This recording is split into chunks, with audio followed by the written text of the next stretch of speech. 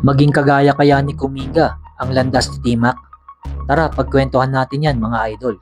Pero kung bago ka pa lang dito sa ating channel, ay inaanyayahan kita na mag-subscribe at i-hit mo na rin yung notification bell para updated ka sa mga paparating nating mga videos.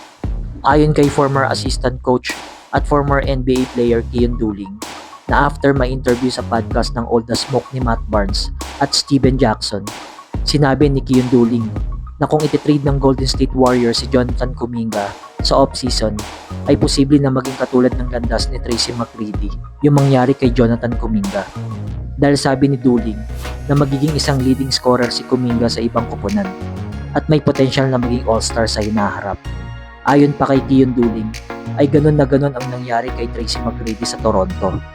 Dahil sa pagiging isang bench player sa unang mga taon nito at naging six-man, ay unti-unti siyang na-develop at mas nabigyan ng malaking role sa team. Pero kahit ganun, ay nanatiling limitado ang pag-angat ni Tracy McGrady sa Toronto dahil sa pinsan nito na si Vince Carter na pangunahing star player ng team. Hanggang sa matrade si McGrady sa Orlando at dito ay nagkaroon ng breakout season na maging scoring champion para sa Magic at napili bilang all-star. Siya rin ang primary contributor ng puntos ng Orlando.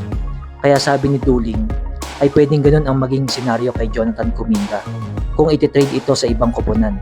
Si Kuminga ay nag-a-average sa nakaraang season ng 15 points, 4.6 rebound, 2.2 assists at may 45.4 shooting sa field.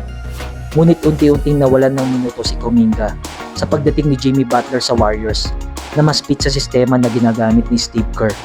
Kaya para sa akin mga idol, tingin ko kung matitrade si Jonathan Kuminga sa ibang team, ay maganda na mapunta siya sa isang koponan na magre-rebuild para siya ang magiging primary player nito na i-develop at sa kanya i-build ang lineup ng isang team at iikutan ng play.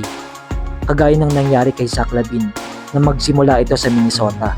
Hindi siya makabuelo sa opensa dahil nung time na iyon ay meron ng Andrew Wiggins at Karl Anthony Towns ang koponan.